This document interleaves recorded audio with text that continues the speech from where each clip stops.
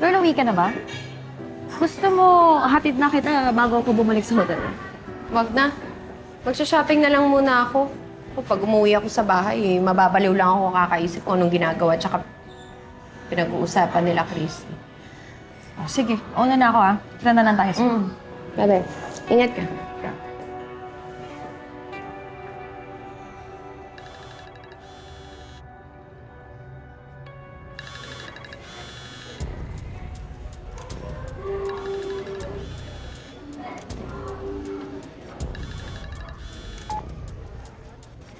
Hello. Ba't ba ang kulit mo, ha? Tawag ka ng tawag sa akin. Anong kailangan mo? Hindi kita kukulitin kung nung una pa lang sinagot mo na yung tawag ko. Iniiwasan mo ba ako, ha? Eh ano naman ngayon kung iniiwasan kita, ha? Oh, tapos na yung business nating dalawa. There's no reason for me to communicate with you. Sino nagsabing tapos na tayo? Tuloy pa rin ang usapan. Naiibang ka na ba? Nakuha ko na yung gusto ko, di ba? Nabayaran ko na rin kayo. So ano pang kailangan mo sa akin, ha? Pwede ba?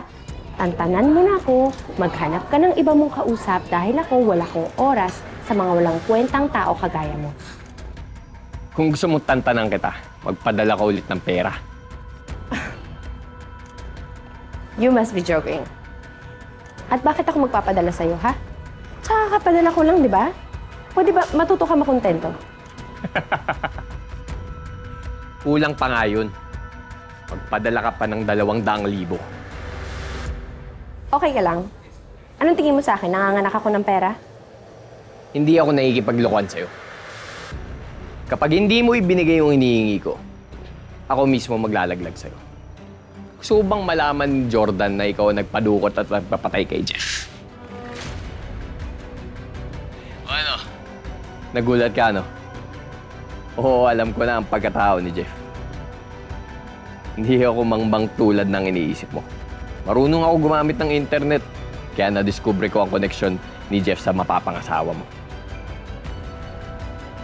Sa tingin mo, papakasalan ka pa kaya niya kung malaman niya yung pinagagawa mo? Makinig ka sa akin, Alakdan. Hindi ako kasing yaman ng tingin ninyo. Hindi ako basta-basta makakapaglabas ng 200,000. Wala akong mabibigay sa'yo. Huwag mo na ako paandaran ng mga palusot mo. Kung kinakailangan mo magbenta ng gamit, edi gawin mo. O kaya humingi ka ng pera kay Leon galing doon sa pera ng kalasag. Basta bayaran mo ko. Di ba sinabi ko na nga sa'yo, hindi na nga kami nag-uusap. Tsaka hindi ako bibigyan ng pera noon. Eh, problema mo na yun. Basta ibigay mo yung pera ko. Kundi ako mismo yung sisira sa pangalan mo. Gusto mo bang mabulok sa kulungan? Ha? Hindi. Alakdan mo. Sige, gagawa ko na lang ng paraan. Pero i-promise mo sa akin na last na to. Papayag ka rin pala, dahil pang dada. Basta, bibigyan kita hanggang bukas para ipadala yung pera sa account ko. Bukas? Imposible ang pinapagawa mo sa akin. Hindi ako makakapagbigay ng pera sa'yo bukas.